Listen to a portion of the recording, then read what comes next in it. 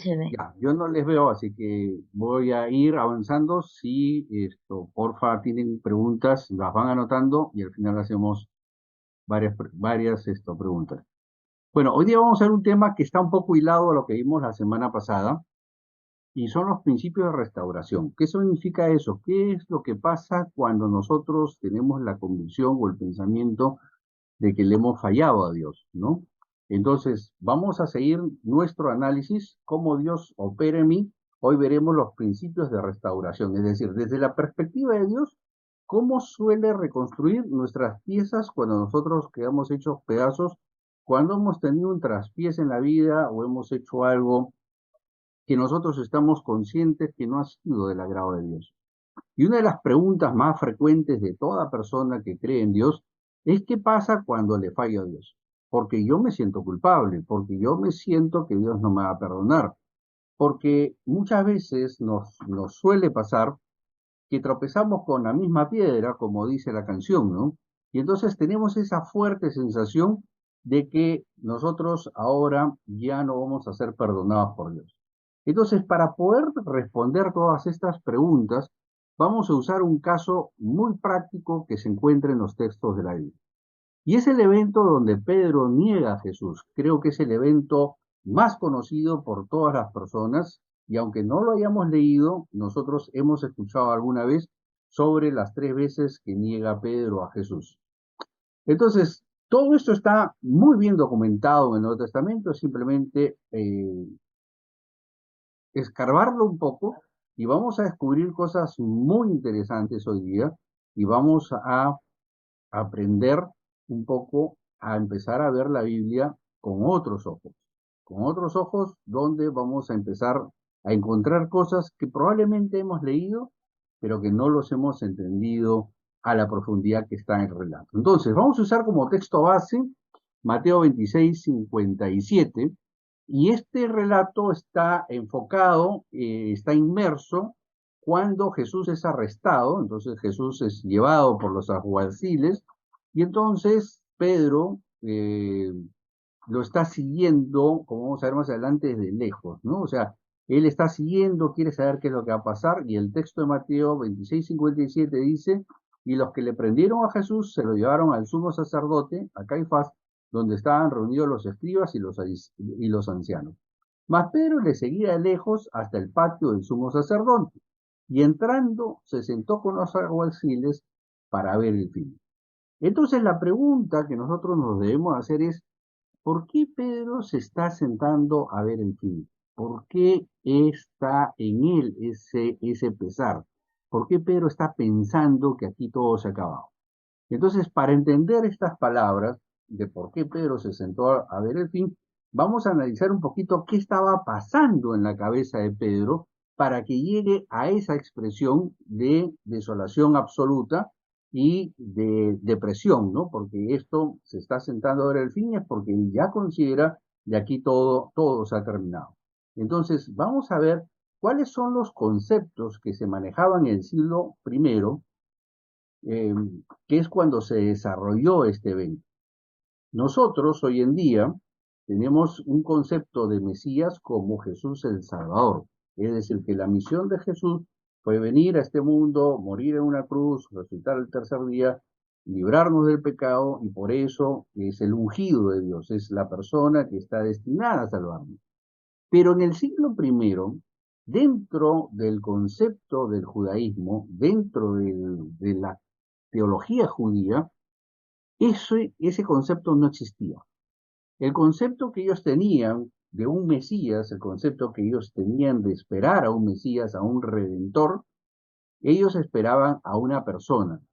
Por eso siempre se le relaciona al Mesías con el linaje de David, porque David era un gran guerrero de la época. Estamos hablando que David vivió aproximadamente en el año 1000 antes de Cristo, ¿no? Entonces, eh, David había logrado unificar Israel, había logrado vencer a los enemigos tradicionales de Israel, había logrado pacificar la zona y había puesto a Israel en una posición preeminente. Todo esto después en el tiempo se pierde y por eso lo que se espera es alguien del linaje de David, pero con este concepto de que viene a restaurar un principio político-militar donde van a llevar a Israel nuevamente a esa primacía que tuvo en la época de David. Ese era el concepto de Mesías para los judíos en el siglo I. Entonces, Mesías significa ungido, perdón, y los ungidos siempre eran los grandes representantes de Dios, se ungían a los reyes o a grandes eminencias que eran de forma trascendental al pueblo, es decir, personajes que fueran trascendentales. Entonces, apretando el concepto de Mesías, como acabo de explicar, es una persona nacida de hombre y de mujer que sería escogido por Dios y Dios lo usaría de forma sobrenatural para hacer todo lo que les acabo de explicar, ¿no? O sea, para poder unificar a Israel nuevamente, lograrlos liberar del yugo. Acuérdense que en este momento que está haciendo relato, los romanos han conquistado Israel. Y antes los romanos estuvieron los griegos, ¿no? Y antes los griegos estuvieron los egipcios. Entonces, siempre Israel estuvo subyugado a un poder extranjero. Y el concepto que tenían era justamente que lo que esperaban era la independencia de Israel, que pudiera ser nuevamente una nación independiente, no subyugada, no un gobierno vasallo, como había sido hasta ese momento en la historia. Entonces, Israel estaba bajo el yugo romano, y solamente había habido una pequeña ventana en la historia de Israel, que fue la época de los macabeos, cuando los macabeos se rebelan contra los griegos, y esto sucede aproximadamente en el año 160 a.C. Y esta ventana de independencia duró casi 50 años. Y después de esta ventana llegaron los amigos romanos, los cuales subyugaron nuevamente a Israel. Entonces, para llevar a Israel a la primacía sobre todas las naciones, tenía que ser un gran líder militar, un líder carismático, tenía que ser un líder con poderes sobrenaturales sobre la tierra, y eso es exactamente el concepto que estaba dentro de la cabecita de nuestro buen amigo Pedro. Entonces, en breve resumen, la relación de Pedro con Jesús va a ser la siguiente. Pedro conoce a Jesús en las orillas del mar de Galilea, y entonces Jesús se sube a la barca de Pedro. Ojo que el relato es bien interesante porque dice que habían varias barcas. Ahora, la barca representa nuestro espacio.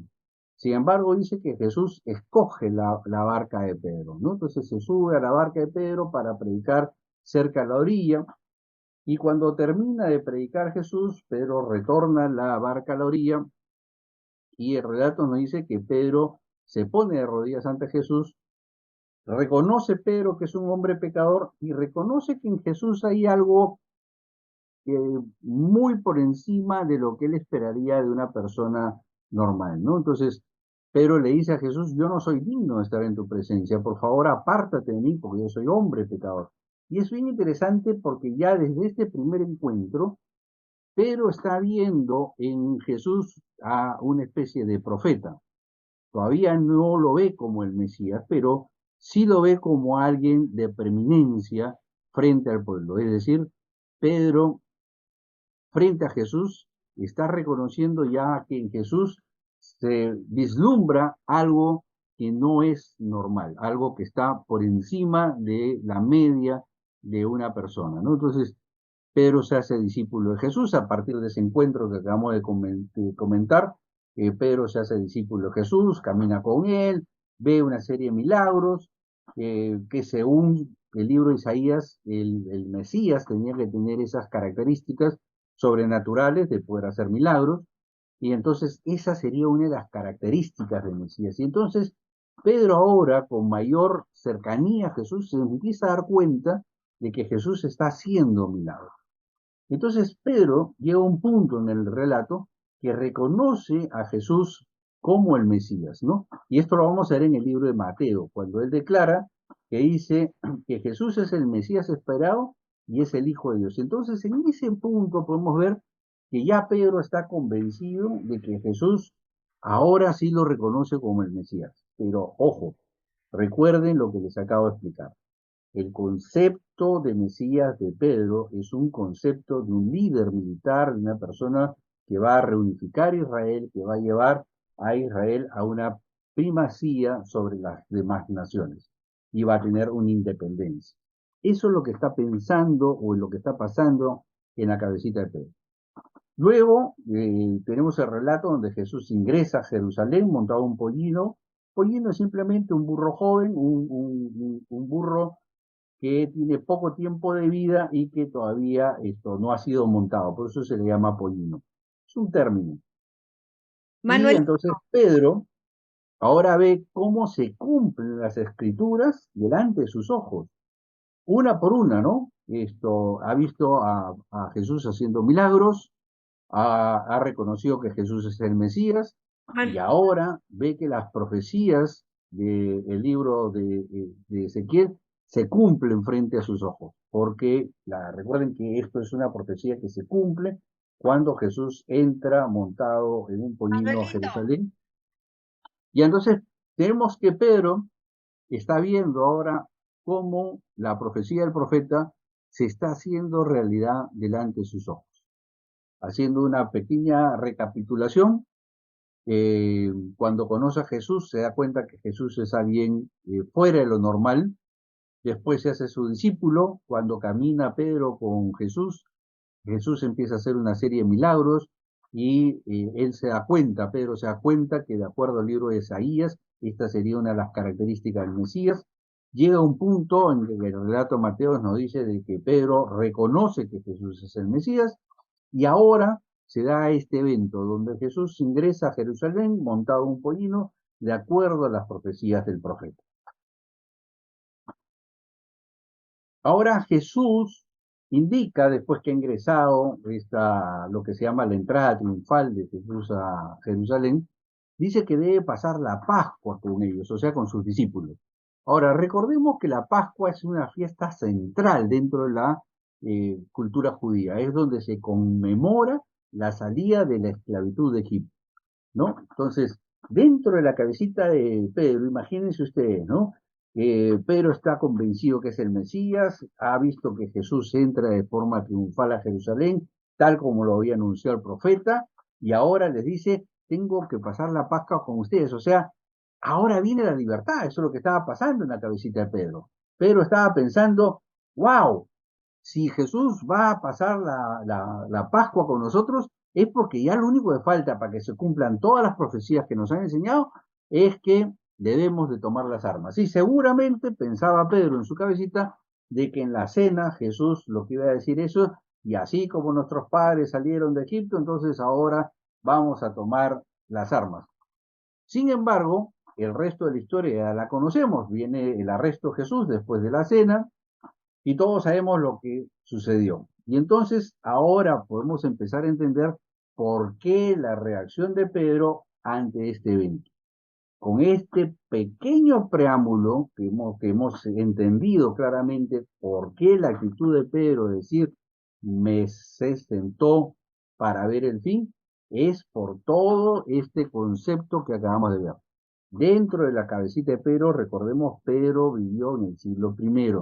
Pedro nació judío, Pedro nació bajo las costumbres judías, con la enseñanza judía. En su cabecita lo que él pensaba que el Mesías tenía que ser un gran libertador, y es por eso que inclusive si ustedes leen los textos de los evangelios, va a encontrar que después de la cena Pedro dice, acá hay dos espadas. Recordemos que Pedro fue el único que sacó la espada en el arresto de Jesús. Entonces, podemos llegar claramente a la conclusión de que en la cabecita de Pedro estaba el hecho de que él estaba convencido que Jesús era el Mesías, pero que el Mesías de acuerdo a la tradición judía del siglo I. Y por eso es que cuando Pedro le corta la oreja al siervo al siervo en el arresto, Jesús le dice, guarda tu espada, Pedro, porque así no es. Entonces, ahí es donde se le cruzan los chicotes a Pedro y dice, esto no tiene sentido, ¿no? Entonces, regresamos a nuestro texto base de Mateo 26:57 y Pedro le seguía de lejos hasta el patio del sumo sacerdote y entrando con los alguaciles para ver el fin. Y ahora ya entendemos por qué Pedro está sentándose a ver el fin. Ahora que hemos entendido cómo funciona la cabecita de Pedro, qué son los pensamientos que Pedro tenía en ese momento, vamos a saltar rápidamente a la reacción de Pedro ante este evento histórico que le tocó vivir.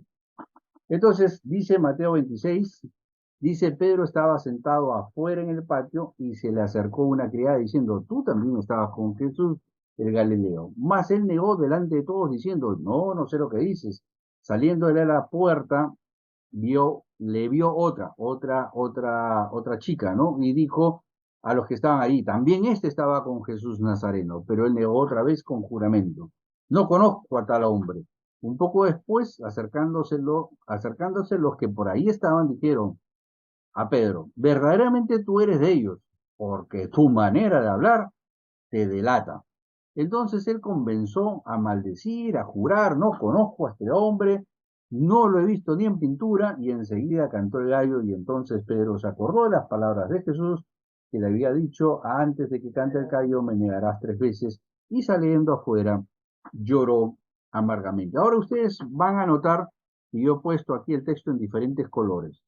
Y es porque todas las partes que están en celeste son lo que vamos nosotros a analizar.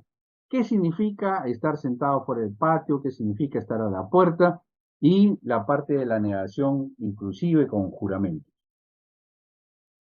Primero vamos a analizar el desde lejos. Desde lejos para que nadie nos identifique como seguidor de Jesús. Pero no tan lejos para no perder conexión con Jesús. Pero no tengo compromiso. Mateo 26, 58a. Eso lo podemos ver, es exactamente lo que acabamos de leer, ¿no? Y lo seguía desde lejos. Y Lucas 22:56 vamos a encontrar exactamente lo mismo. Muchas veces nosotros, sin darnos cuenta, nosotros tenemos nuestros tiempos de down, nuestros tiempos de estar con dudas en nuestra cabeza. Y en esos momentos solemos empezar a caminar de lejos con Jesús. Lo suficientemente lejos para que la gente no me identifique con Jesús, pero no tan lejos para no perder conexión con Jesús.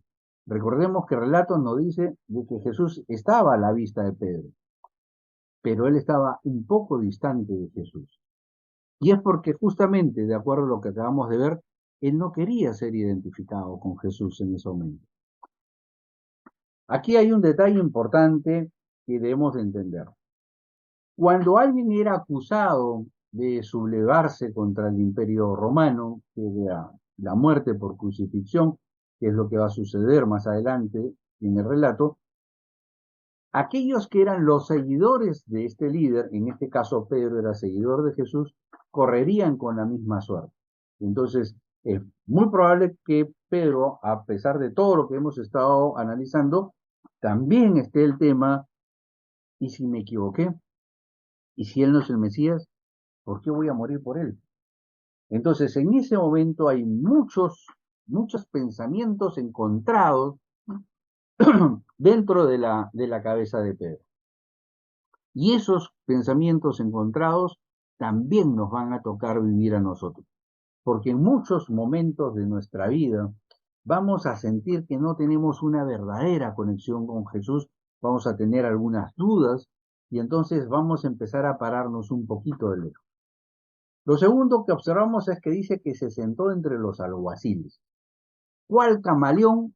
Muchas veces nos mimetizamos entre las personas para tratar de pasar desapercibidos. Y este se sentó entre los alguaciles, lo vemos en Mateo 26:58, la segunda parte, Marcos 22:55.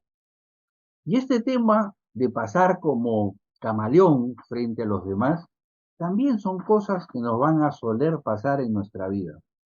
Porque en algunos momentos, perdón, no vamos a saber cómo afrontar determinadas circunstancias. En algún momento no vamos a saber cómo sustentar nuestra fe en Jesús.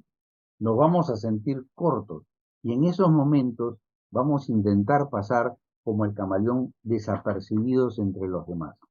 Y entonces nos vamos a centrar entre la gente y nos vamos a comportar como ellos para tratar de pasar desapercibidos.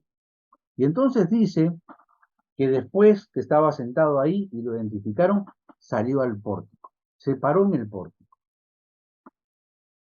Esto nos suele pasar muchas veces porque es cuando empezamos a tener indiferencia con lo que sucede dentro de la congregación y con lo que sucede fuera de ella. Es decir, empezamos a perder empatía con los que están afuera y empezamos a perder identidad con los que están adentro. Pararnos en el pórtico es un poco, a mí no me importa mucho. Y entonces pasamos a la tercera negación y dice que entonces blasfemó, que es negar, insultar, denigrar, hablar mal de la persona. Y bajo esta circunstancia lo hacemos para que la gente nos crea, para que nos crea que no somos seguidores de Jesús. Y eso lo vamos a encontrar en Marcos 14, 7, Marcos 14, 7, 14, 71 y Mateo 26, 74. Y entonces cantó el gallo y se acordó de todo lo que Jesús le había vaticinado y lloró amargamente. En ese momento de la confrontación es que nuestros sentimientos se vuelven encontrados, es el sentimiento donde nos sentimos culpables, nos embarga la desolación, nos sentimos que Dios no nos va a perdonar, pero si entonces Dios me dijo que iba a pasar esto, ¿por qué fui tan necio y lo hice? ¿Por qué me metí en ese negocio que no tenía que meterme? ¿Por qué me metí en esa relación que no tenía que estar? ¿Por qué me metí en ese grupo que no debía estar? Y empieza una serie de conflictos emocionales. Y aquí es donde arranca el cómo Dios trabaja y vamos a ver cómo todo lo que hemos visto ahorita se empieza a hilar y a tomar forma. Entonces, nos consideramos que ya no somos dignos de servir a Dios, no queremos ir a la iglesia, no somos dignos de ser los discípulos de Jesús. Y entonces vamos a ver qué es lo que Pedro le pasó, por qué él no se consideraba ya discípulo. ¿Por qué él pensaba que estaba desechado por Dios, que ya no tenía perdón de Dios? Sin embargo, Dios es muy hábil para usar todas estas circunstancias y literalmente, como decimos en el Perú, voltear la tortilla. ¿Por qué? Porque Dios nos conoce, sabe de lo que estamos hechos, sabe cuáles son nuestras habilidades. Como decimos, sabe de qué pie cojeamos. Entonces, en Marcos 16:7 se le aparece el ángel a las mujeres en la tumba, ¿no? Cuando las mujeres van a buscar a Jesús a la tumba, Jesús no está, la piedra ha sido removida. Entonces, miren, observen porque este detalle es importante. Y entonces dice que los ángeles le dijeron a las mujeres, díganle a mis discípulos y a Pedro, ojo el detalle, díganle a mis discípulos y a Pedro también, porque Pedro no se consideraba discípulo. Pedro estaba en el punto como nosotros muchas veces nos sentimos cuando fallamos a Dios. Dios no me va a perdonar, yo ya no soy digno de ser discípulo de Jesús. Y entonces, si el ángel le hubiera dicho, díganle a mis discípulos, y las mujeres le hubieran dicho a los discípulos, Pedro no iba. Porque Pedro estaba en ese punto donde él no se considera un siervo de Dios, no se considera amigo de Jesús, porque él le ha fallado. Y le ha fallado sabiendo lo que iba a pasar, entonces Pedro es consciente de eso. Y vamos a ver un par de pasajes más donde vamos a dar cuenta de que efectivamente Pedro no se considera discípulo. Entonces es importante que aquí nos podamos dar cuenta que Dios sabe perfectamente cómo nos sentimos, porque acá dice claramente que el ángel le dice, díganle a mis discípulos y al cabezón de Pedro también, que me busquen en el mar de Galilea. ¿No? Entonces, ahora sí, nos vamos a Juan capítulo 21, donde ya todos los discípulos están en el mar de Galilea, están esperando a Jesús. Y entonces yo me imagino que ellos están conversando, recordando todas las proezas que hicieron mientras Jesús el Maestro estaba con ellos en vida. Pero llega un momento en el relato, y después pueden leerlo en casa, donde Pedro se levanta y dice, muchachos, muy bonita la reunión, me ha parecido fantástico el reencuentro, pero ¿saben qué, chicos? Yo me voy a pescar. Y este detalle es importante porque recordemos que ¿dónde conoció Pedro a Jesús? Lo conoció en una barca. ¿Por qué? Porque Pedro era pescador. ¿A qué se dedicaba Pedro antes de seguir a Jesús? Él era pescador. Jesús le dice, ven conmigo, yo te haré pescador de hombres. Pedro le sigue, ya hemos visto todo el resumen en la introducción, y Pedro ya no había vuelto a ejercer el oficio de pescador porque era discípulo de Jesús. Entonces, en este punto nos podemos dar clara cuenta de que Pedro aquí no se considera ya más un discípulo de Jesús, porque Pedro se levanta y le dice a los muchachos, chicos, linda la reunión, lindo el reencuentro, pero yo me voy a pescar porque la reunión es para ustedes los discípulos. Yo ya no soy discípulo, yo me voy a pescar, me voy a hacer lo que yo siempre he sabido hacer. Entonces aquí nos damos cuenta de que Pedro ha regresado a su oficio de pescador y literalmente podemos deducir claramente, con todo lo que hemos visto, que nuestro buen amigo Pedro no se considera ya más un discípulo. Ahora la pregunta que cabe hacernos es, ¿acaso Pedro dejó de creer? Es decir, el hecho de que Pedro se sintiera tan mal como estamos viendo, a pesar de que Pedro se sienta tan culpable, tan miserable que considera que Dios no lo va a perdonar, ¿dejó de amar a Jesús? ¿Dejó de creer en Jesús? Vamos a ver rápidamente Lucas 24, 11 al 12. En este pasaje vienen las mujeres, recordemos que recibieron el anuncio de los ángeles, entonces las mujeres están yendo de los discípulos, vienen las mujeres y anuncian que han visto la tumba vacía y relatan a los discípulos todo lo que había pasado. Mas el relato nos dice de que los discípulos estaban incrédulos, es decir, que no le creían a las mujeres.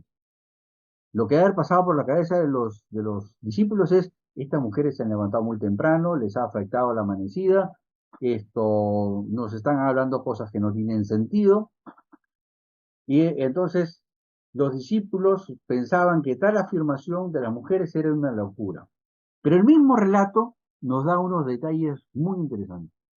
El único que se levantó fue Pedro. Y entonces pasaron cuatro cosas que son importantísimas ver en este pasaje. El primero que se levanta después de la incredulidad de los discípulos es Pedro. Fue el primero que se levantó, fue el primero que creyó en el mensaje de las mujeres. Segundo, fue corriendo a la tumba, quería ver con sus propios ojos qué cosa había pasado. Tercero, en la C, no entró. Primero observó, analizó. En su cabeza debe haber muchísimas preguntas que en ese momento estaban habiendo en la cabeza de Pedro.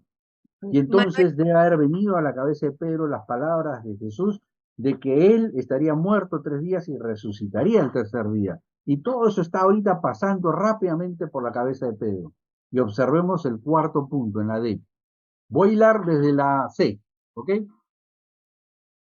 No entró, observó, analizó y en la cabeza de Pedro haber estado pasando muchas preguntas.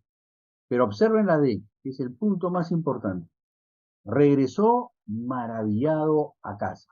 Estaba sorprendido por el evento, su alegría, su gozo, de ver con sus propios ojos cómo lo que había dicho su maestro era verdad. Pero en su cabecita ahora está, yo le he fallado a Jesús, he negado al Mesías, ya no soy digno de ser un seguidor de Jesús, no soy digno de ir a la iglesia, no soy digno de participar de la comunión con mi Señor. Eso tiene que haber estado pasando por la cabecita de Pedro. Por lo que acabamos de ver, Pedro no se consideraba ya un discípulo, pero Pedro no había dejado de amar a Jesús. Pedro no había dejado de sentirse maravillado. Podemos verlo en AD, regresa maravillado. Yo me imagino la expresión de Pedro haber sido algo así como, wow, todo lo que Jesús dijo se hizo realidad. ¿Qué pide? Yo no le creí. Yo no soy digno de ser su discípulo. Y eso pasaba por la cabeza de Pedro. Ahora, según el relato de Juan 21, que ya lo hemos leído, nos dice que ya había habido, entonces regresamos a nuestra. Lo que pasa es que cuando yo pongo ya la pantalla completa para que ustedes la vean, yo ya no los veo. Bueno, recapitulemos, vamos al relato de Juan 21, nos dice que ya había habido algunos encuentros entre Jesús ya resucitado y sus discípulos. Lean Juan capítulo 21 completo después en casa porque es bien interesante. Pero en este es un encuentro especial, este es un encuentro donde Jesús lo primero que viene a hacer es a restaurar. Y eso lo vamos a descubrir ahora. ¿Y cómo hace la restauración? Eso es lo más interesante, porque se van a fascinar cómo funciona esto. Entonces Jesús en este capítulo viene específicamente a restaurar a Pedro, a sacarlo de ese estado de presión, de sentirse menos, de sentirse un inservible, de que él ya no es discípulo. Entonces Jesús viene con todas las fuerzas para sacar todos esos pensamientos de la cabeza de Pedro. Por alguna razón, siempre que hay una restauración, hay comida de por medio en el relato. Juan, capítulo 21, verso 9, nos dice que desde la barca, recuerden que Pedro se había ido a pescar, estaban ya en el lago, estaban pescando, y entonces dice que desde la barca se daban cuenta de que había alguien en la orilla que estaba con unas brasas encendidas. Oye, alucinen, Pedro había negado 3 veces a Jesús y Jesús le estaba preparando el desayuno a Pedro. Jesús está en la orilla, literalmente con unos peces y unos panes. Hay que leer el relato con calma después en casa. Y miren este cuadro. Cualquiera diría, oye, Jesús viene a reprenderlo a Pedro, ¿no? A llamarle la atención. No, Jesús está en la orilla preparándole el desayuno a Pedro. Juan 21:12 dice que Jesús insiste, porque recuerden que Pedro ve este evento, se tira al mar, va donde Jesús y quiere hablar, pero dice que Jesús le dice, aguanta, aguanta, aguanta. Primero vamos a tomar desayuno. Ojo al detalle, Jesús insiste en que coman primero. Y lo que está enseñándonos aquí es que lo primero que va a hacer Dios es darte fuerzas, es alimentarte espiritualmente, porque para poder seguir adelante, lo primero que uno tiene que hacer es comer. Uno debe ser fortalecido. Tras un evento de fracaso, tras un evento de depresión, tras un evento de frustración, lo primero que hace Dios es levantarte.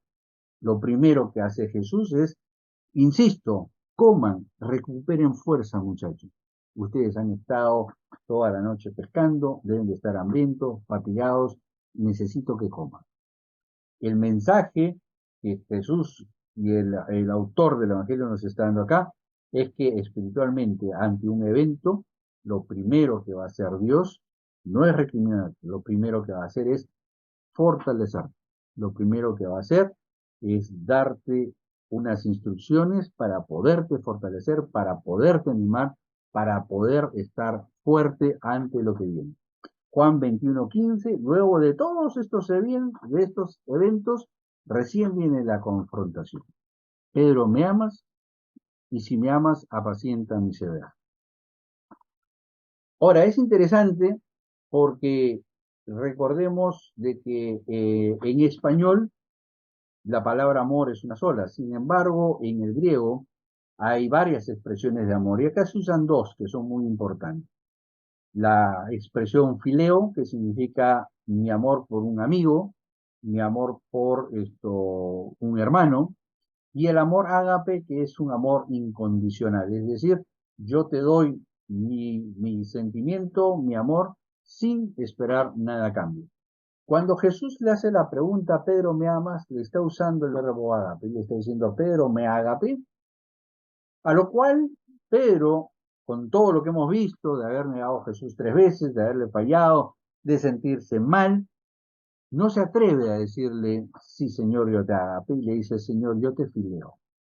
Es decir, se pone por debajo de la demanda de Jesús porque no se considera a la altura de lo que está pidiéndole Jesús en ese momento. Pero Jesús le dice, si me ágape, entonces apacienta mis ovejas. Y es bien interesante de que lo que está haciendo Jesús en ese momento es hacerle sentir a Pedro que realmente él lo está amando. Es decir, que a pesar de todo lo que ha pasado, a pesar de todo lo que hemos visto y analizado, Jesús sigue amando a Pedro. Sigue amando a ese testarudo que metió la pata, que lo negó 3 veces, a pesar de que sabía, a pesar de que no se cree ya un discípulo de Jesús, y tiene ahí a Dios que lo sigue amando, con un amor incondicional. Ahora, un punto muy importante que no debemos pasar por alto es que en este episodio que ustedes van a leer de Juan capítulo 21, Jesús repite el mismo milagro que le hizo a Pedro cuando lo llamó, es decir, la pesca milagrosa o la multiplicación de la pesca.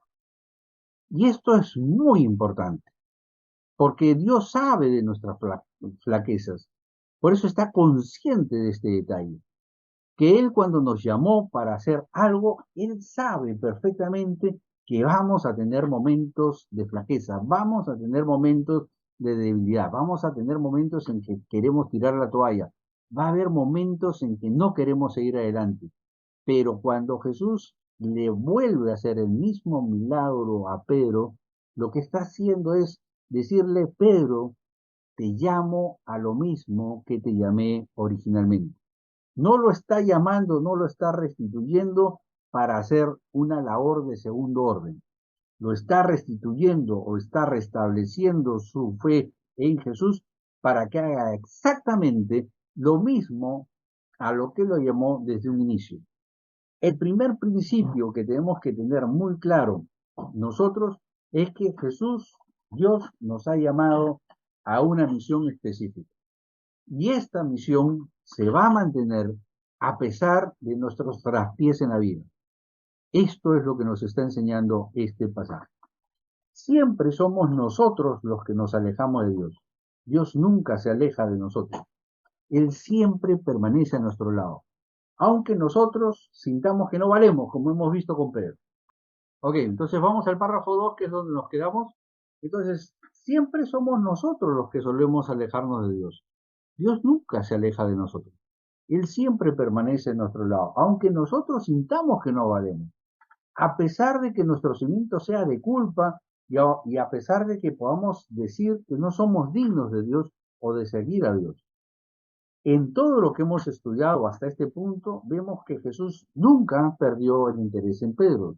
Pedro había fallado, le había negado 3 veces, no se sentía más un discípulo, había regresado a su oficio de pescador. Sin embargo, Jesús va, lo busca. Ojo, que quien busca la restauración es Jesús. Jesús se siente en la orilla, le prepara el desayuno a Pedro, le dice, Pedro, come, y entonces le dice, Pedro, yo te amo. Tú me amas, perdón, apacienta mis ovejas. Y entonces es Jesús el que da siempre el primer paso. Jesús, Dios, no se aleja de nosotros. Nosotros solemos alejarnos de Dios. Ahora, hemos ido de atrás para adelante para poder entender las 5 pautas del proceso de cómo Dios restaura nuestra vida. Y vamos a usar como texto clave Lucas 22:31. Y esto que vamos a leer ahorita sucedió antes de todo lo que hemos tratado ahorita. Pero era importante que nosotros veamos todo este preámbulo para poder entender qué es lo que está pasando y cómo Dios obra en nuestras vidas cuando nosotros pasamos por ese punto como el que Pedro pasó. Dice nuestro texto clave, Lucas 22:31, dijo también el Señor, dice, le dijo, Simón, Simón, he aquí Satanás os ha pedido para zarandearlos como a trigo, pero yo he rogado por ti, para que tu fe no falte, y tú una vez vuelto confirmes a tus hermanos. Y el Señor le dijo, dispuesto estoy, pero responde, dispuesto estoy a ir contigo no solo a la cárcel, sino también a la muerte. Y ya vimos que eso no fue tan real. Y él dijo, Jesús le vuelve a decir, pero te digo una cosa, el gallo no cantará hoy hasta que tú me niegues 3 veces. Entonces, aquí el primer punto. Hacía 3 años que Jesús le había cambiado el nombre de Simón a Pedro, o Cefas en arameo. Perdón. Ahora, aquí un punto muy importante. Es muy común en la cultura hebrea cambiar los nombres. Y un día vamos a ver una clase de que van a ver que todos los nombres que están en la Biblia no son los nombres. Porque todos hemos conocido a Pedro como Pedro, pero creo que casi nadie lo ha conocido como Simón. Pero el nombre de pila o el nombre original no era Pedro, era Simón. Y es Jesús el que le pone esta chapa, por así decirlo, este sobrenombre de Pedro, que significa piedra. Cefas significa lo mismo en arameo. Y entonces cabe preguntarnos por qué Jesús se refiere a Pedro por su nombre de pila, su nombre de nacimiento. Porque como acabo de explicar, Jesús le cambió el nombre de Simón a Pedro. Y durante todo el ministerio Jesús, que duró 3 años y medio, le llamó a Simón Pedro. Y por eso lo conocemos como Pedro. Bueno, y entonces la pregunta es, ¿y entonces por qué le llamaría Simón? El primer principio de restauración es identidad. Dios tiene nuestra identidad de forma clara y objetiva. La razón por la cual repite el nombre de Simón 2 veces es una forma que dentro de la cultura del primer siglo era algo así como decirle en diminutivo, como si hoy día usted me dijera un Manolito, Manolito. Es una forma cariñosa de dirigirse a la persona. Y al usar su nombre de pila, el nombre de Simón, lo que le está diciendo Jesús a Pedro es que no se está fijando en él como el gran discípulo predicador, no se está fijando en él como el gran ministro, se está fijando en él como la persona de Simón, con todos sus aciertos, con todos sus desaciertos, con todas sus debilidades. Lo que Jesús está haciendo aquí es el primer principio de restauración, es que Dios tiene la identidad de cada uno de nosotros claramente establecida. En esos momentos difíciles, Dios siempre nos va a llamar por nuestro nombre y siempre lo hará de forma tierna, como acabo de explicarlo. Esta expresión Simón, Simón, dentro de la literatura del primer siglo, era como hablarle en diminutivo en nuestro idioma español, ¿no? Manuelito, Manuelito. Esta identidad de hablarnos de forma tierna es el primer principio que Dios siempre usa en la restauración de las personas.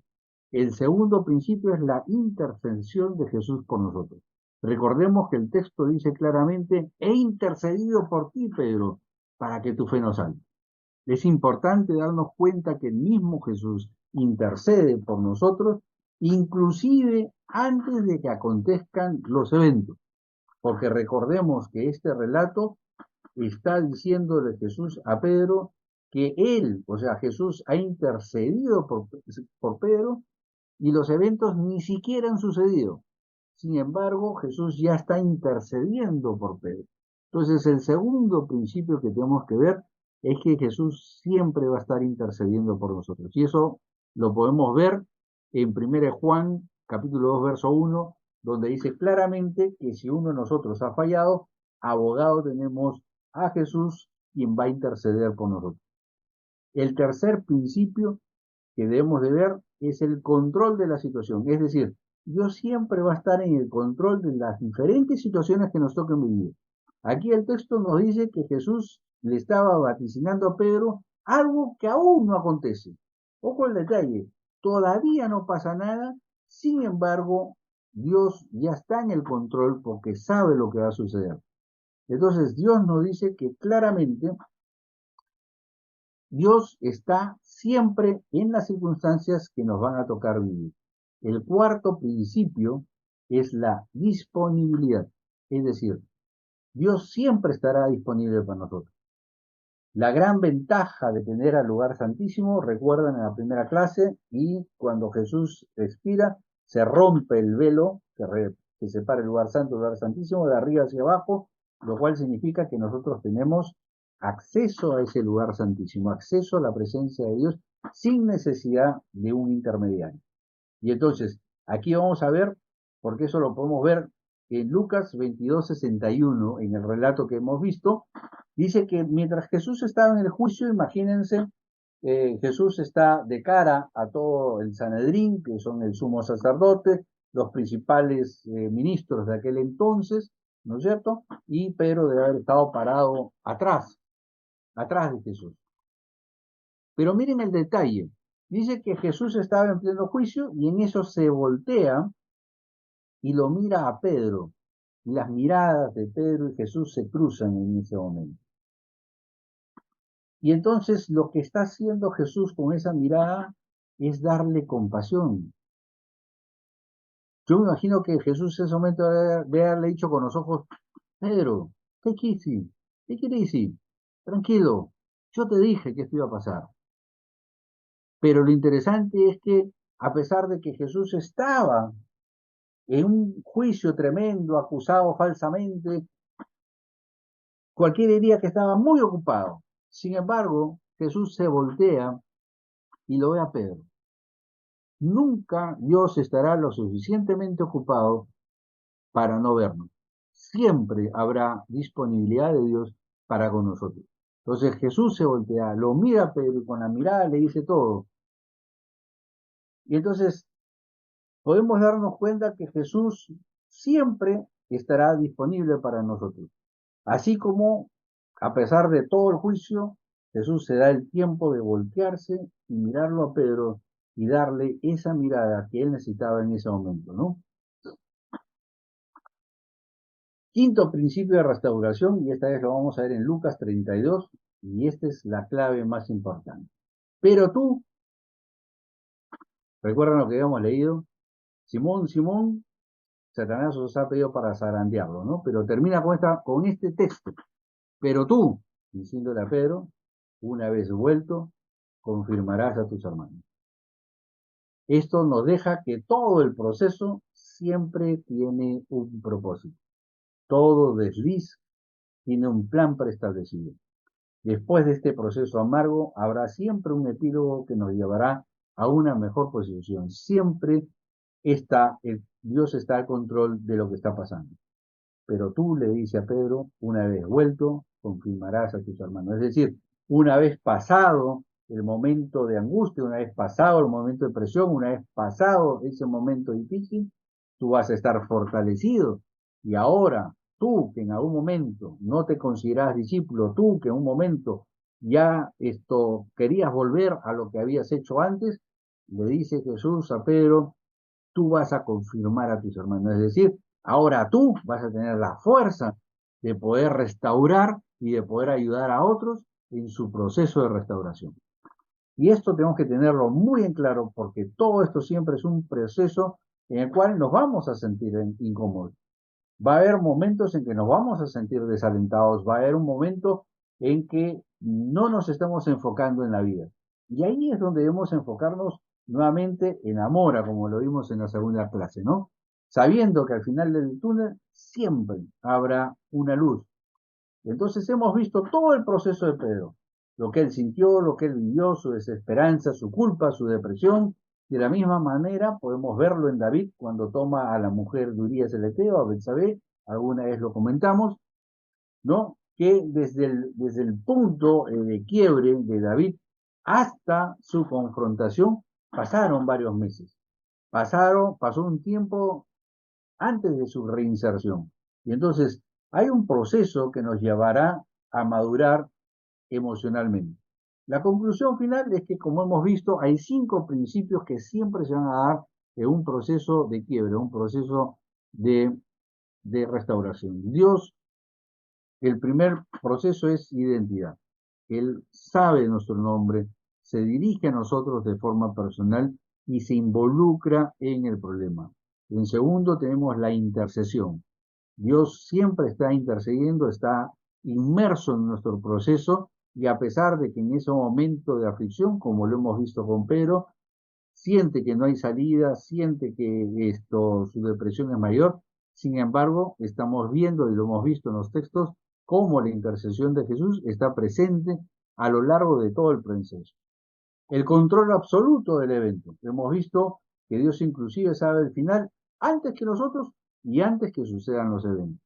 También hemos visto que Dios siempre está disponible. Nunca estará tan ocupado como para no atendernos. Siempre tendrá esa mirada que nosotros necesitamos en ese momento de desaliento. Siempre estará disponible para atender. Y por último tenemos la restauración. Siempre al final del proceso, al final de la jornada, Dios obrará y hará sentir que ese propósito, todo ese proceso tuvo un propósito. Todo en la vida pasa por alguna razón. Recordemos lo que siempre hemos dicho, no hay que preguntar por qué a mí, hay que preguntar por qué a mí, para qué a mí, cuál es el fin de todo lo que yo estoy viviendo en este momento. Y hasta aquí llegamos con la exposición. Muchísimas gracias por su tiempo y ahora pasaremos a nuestra sección de preguntas y respuestas. Bueno, gracias Manuelito por la clase de hoy. Yo quiero compartir, chicos, yo quiero compartir un poquito de lo que me pasó a mí con este tema, y de verdad que tienes razón y así sucede cuando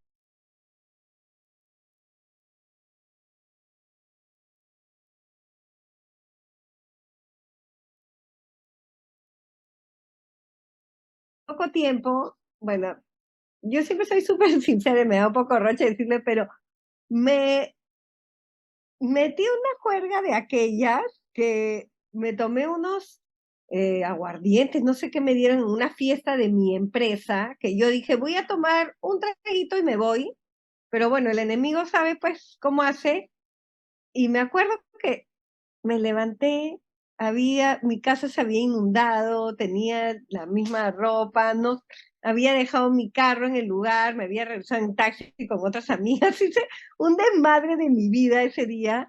Yo era media juerguera, pero nunca tanto, nunca había llegado a ese extremo era el despertar del terror. No tenía mi celular, no tenía mi carro, la casa inundada. ¿Qué pasó con mi vida? Y me acuerdo que lloré todo ese día terriblemente y me sentí tan mal con Jesús. Y dije, igualito que Pedro, ¿no? No, yo no sirvo para esto, no voy a volver a hablar más de él, soy un asco, ¿no? ¿Cómo he hecho esto? No, no puede ser nadie que hable de Dios, podría ser una cosa así. Y decidí no ir más. Estaba estudiando justo la palabra y me quedé así como una semana, pero con el alma rota y arrepentidísima de lo que había hecho. No me había dado cuenta de verdad. En un, dos, tres, hice todo lo que no tenía que hacer. Y, pero como Dios es, ¿no? Y Jesús, me acuerdo que me salió un suelo gigante, todo me pasó. eh, Me mandó a una persona a decirme así de la nada, no te alejes, me dijo, ¿no? Si has hecho algo malo, justo esta palabra, y tú piensas que no eres buena para esto, no escuches a la voz del enemigo, ¿no? Siempre digo, tenemos dos orejas, una te va a hablar Dios y otra te va a hablar el otro. Me dijo, ve, Carla, ve, y ven a las clases, sigue estudiando, y yo seguía como, no, yo no soy buena para eso, yo no soy buena persona, yo hago cosas malas. Y bueno, igual decidí ir, dije voy porque voy. Justamente ese día me acuerdo que se me logró el carro, no sé qué, pero dije no, llego caminando, pero llego.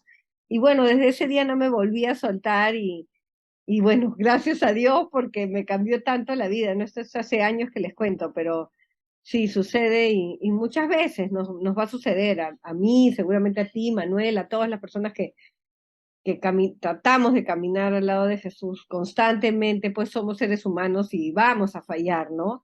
Y nos sentimos terrible con Él, pero Él es bueno y siempre sí, cuando uno hace algo malo, de pronto siento su manito así como diciéndome lo que tú dices. Ayer justo escuchaba una prédica y sentía como, ya, Carlita, tranquila, tranquila, todo está bien, lo vas a volver a hacer bien, ¿no?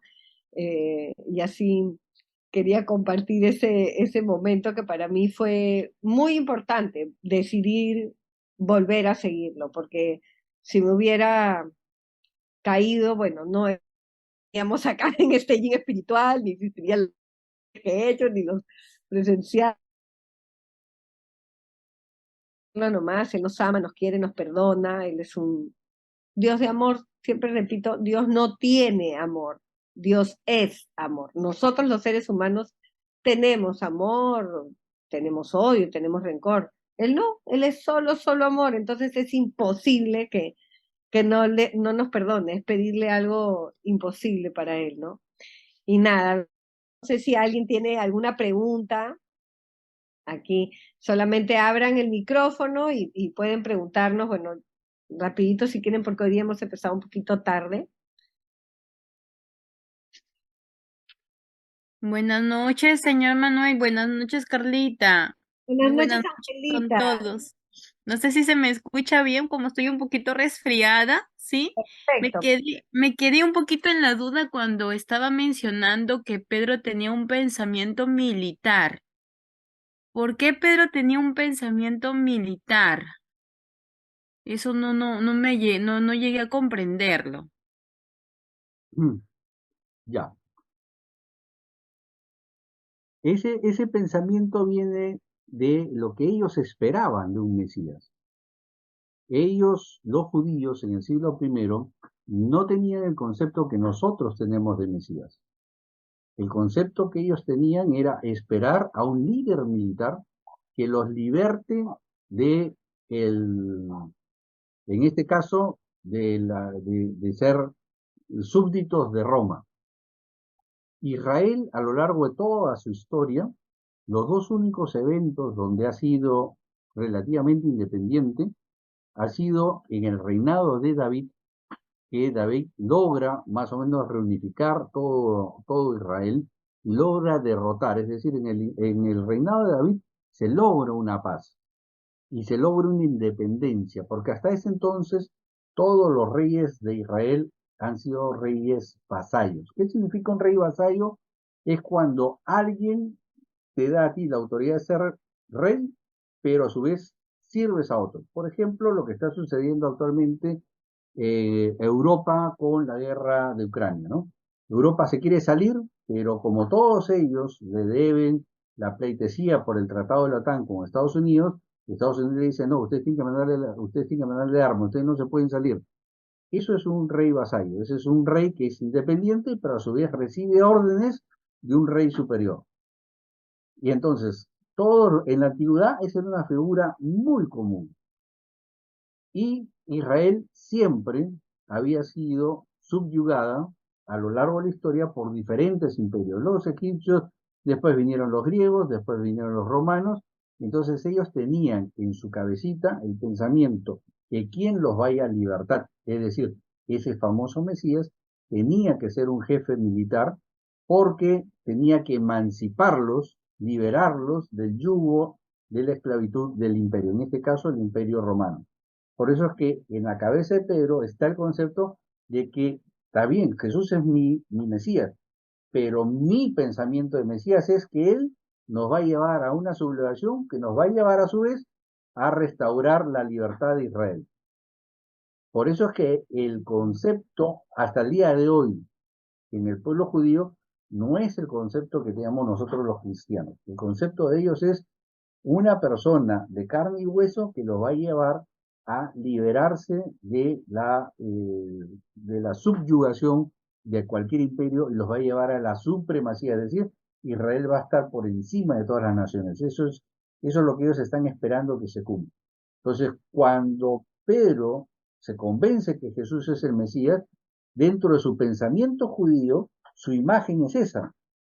Su imagen es, entonces este Jesús en algún momento nos va a decir que tomemos las armas y nos va a liberar de la esclavitud romana. Recordemos que en ese evento que habíamos mencionado de que Jesús entra triunfante a Jerusalén, ustedes deben de haber escuchado de que el pueblo decía, Hosana, Hosana en las alturas, ¿no? En hebreo se dice Hoshana, que significa justamente libértanos, libértanos.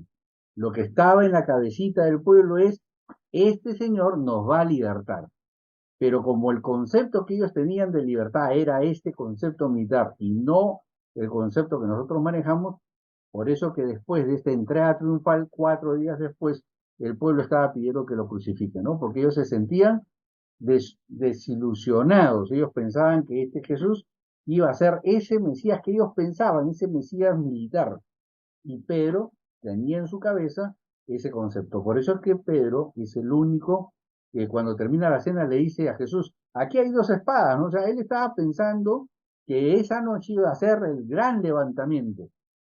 Él después entiende toda la figura que nosotros conocemos de la libertad espiritual, de la libertad del pecado, pero eso lo va a entender después, justamente a raíz de todo este proceso de restauración. Entonces ahora cuando tú vas al libro de los Hechos de los Apóstoles, te vas a dar cuenta del cambio radical del pensamiento de Pedro, ¿no? Pero antes, él estaba pensando como pensaría un judío de su época. Él estaba pensando que Jesús, ok, sí, es mi Mesías, yo lo reconozco como Mesías porque me he dado cuenta de todo lo que está pasando, pero no sale en mi cabecita de que ese Mesías tiene que ser militar. Y por eso es que Pedro está en su cabecita pensando eso. Como eso no pasó, y cuando él saca la espada, en el momento, recuerden, cuando vienen a arrestar a Jesús, Pedro es el único, ojo el detalle, Pedro es el único que se para entre los captores y Jesús. Todos los otros estaban detrás de Jesús. El único que estaba parado frente a los captores era Pedro. Pedro saca su espada, le corta la oreja y Jesús le dice, aguarda, aguarda, aguarda, guarda, Pedrito, guarda tu espada porque así no funciona esto. Entonces Pedro en ese momento ha dicho, pero ¿cómo que no? Si todo lo que falta es que nos digas al ataque, ya todo se ha cumplido todas las escrituras. Y entonces ahí es donde Pedro dice, algo no está bien. Por eso él se sienta a ver el fin, porque él piensa que ahí se va a terminar todo, porque su concepto estaba equivocado. Su concepto estaba basado en las tradiciones judías, pero la misión de Jesús fue otra, fue restaurar la relación espiritual entre el hombre y Dios. Por eso es que rasga el velo. Por eso es que lo que hace Jesús es darnos acceso directo a la presencia de Dios sin necesidad de intermediario.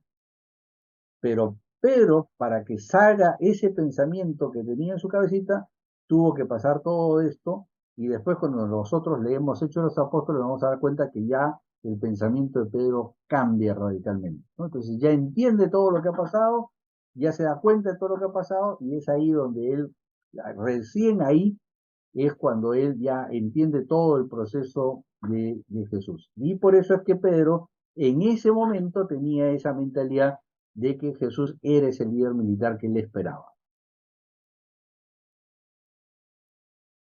Gracias, hermano Manuel. Y me puse a pensar un poquito con la vida de Pedro porque no lo había visto así. Yo creo que la película La Pasión de Cristo ha puesto un clip en la mente de que Pedro termina negando y que se burlaban los demonios o se burlaban los niños endemoniados de Pedro y terminaba mal la historia. Pero no, nos hemos metido tanta información de la televisión, de todo lo que corresponde a la Biblia, que se nos ha quedado ahí y hemos interpretado muchas veces de esa manera, ¿no? Tan ciega, no tan ciega verdaderamente. Y me puse a pensar un poquito en Pedro con nuestras vidas, porque cuando pasamos procesos o situaciones difíciles, no sé si está bien la palabra, Carlita, autosaboteamos, como Sí, Pedro, como Pedro que pasó, ¿no? Porque a pesar que resucitó, el que lo negó, que fue Pedro, que es Simón, fue el primero que fue a constatar si verdaderamente estaba vacía la tumba, ¿no? Y con qué amor lo recibe nuevamente Jesús, indicándole, anda, apacienta mis ovejas, ¿está bien? Correcto. ¿No? Pero Pedro dice, ¿y cómo es que me estás diciendo eso a mí? Y eso a veces nos pasa en la vida personal. Cuando tenemos ese momento con Jesús, ¿y cómo es que tú me das esa oportunidad a mí? Nos autosaboteamos y me pongo a pensar un poquito, hermano Manuel, no sé si tiene que ver la neurociencia con la vida de Pedro y Jesús. Yo creo que ya nos estaban hablando ahí ya Jesús de la neurociencia, porque Pedro se autosabotea y Jesús le da la oportunidad de decir, anda, pacienta mis ovejas. ¿No? Es como decir, Carla, entrénate siendo coach, un ejemplo, ¿no? Y todo lo que Carlita nos viene enseñando en este momento. Y cada persona con su propósito de vida, ¿no? Entonces yo se digo, cortó. ¿así se entiende? ¿Está mal? ¿Sí se me escucha? No, Ya sí, se sí, sí, escuchó. claro. Allá. Entonces, yo me pongo a pensar ahí, ¿por qué nosotros como humanos, a pesar que tenemos ese encuentro o en la vida pasamos muchas cosas y terminamos reconociendo que sin él no somos definitivamente nada? ¿Por qué nos autosaboteamos tanto o recordamos mal los fracasos que las oportunidades que nos da Jesús? Como lo que pasó a Pedro, ¿no? Que se autosaboteaba y que ¿cómo es que a mí me estás diciendo eso? Es parte de nuestra naturaleza como seres humanos. Entonces, eso nos va a pasar siempre. Por eso, a lo largo de la exposición siempre he dicho, y cuando nos pase esto, porque nos pasa. O sea, yo cuando Dios me mostró todo lo que les he enseñado hoy día, yo decía, yo debo ser la reencarnación de Pedro o algo así, porque yo vivo lo mismo. O sea, vivo todas esas frustraciones, a veces digo, Dios, o sea, ¿cómo me puedes amar? O sea, a pesar de todas las, perdón la expresión, pero todas las burradas que hago. O sea, pero es que ahí es donde Dios te demuestra que realmente te ama. Y te ama como eres, porque al final de cuentas Él sabe perfectamente de que te escogemos. Y como dices, Ángela, sí, lamentablemente las películas, por vender, porque recuerden, ellas tienen que vender taquilla, muchas veces venden cosas que no pasan, que no han sucedido, y se saltan por alto detalles como los que hemos visto hoy día, ¿no? Eh, que como hemos visto, todo lo que hemos visto hoy día son temas prácticos. O sea, Dios es un Dios práctico. No nos manda una teoría cuántica, sino nos muestra cosas prácticas de cómo Dios trabaja con las personas, nos hace ver cómo nos sentimos nosotros mismos auto, autodepresivos y cómo Él busca ese momento para volvernos a levantar, ¿no? Volvernos a dar, y como dices, Ángela, nos vuelve a dar la misma misión que nos dio en un comienzo, ¿no? Porque yo he escuchado muchas veces, lamentablemente, a pastores decir que cuando uno falla, entonces ya Dios te va a dar una labor menor. No, estamos viendo en las escrituras que no es así. O sea, Dios te ha llamado con un propósito, ya te ha llamado con una finalidad, y a pesar de que vayas a meter la pata en el camino, Dios te va a seguir llamando exactamente para lo mismo que te llamó inicialmente. Se va a cumplir el propósito, claro, siempre. Así es. Así es. Bueno, chicas, no sé si alguien más tenga una preguntita para ya ir terminando. Nada. Bueno, entonces voy a grabar la clase, se la pasa a Manuelito, ya saben, Manuelito, tú lo cuelgas en el YouTube y Ujú. todas lo seguimos ahí, así también ustedes pueden compartir el YouTube, la clase con personas que amen, que quieran. Y nada, que Dios las bendiga y hoy día nos quedamos con esta paz en nuestro corazón, que todas somos como Pedro y que pues Jesús, si alguien amó en la vida también fue a Pedro, así que si a él los perdonó tantas veces, a nosotros también, ¿no? Les mando un beso, una lluvia de bendiciones, gracias Manuelito por la hermosa clase y nada, los queremos mucho, nos vamos viendo ahí en el chat, cualquier cosita nos escriben y una lluvia de bendición.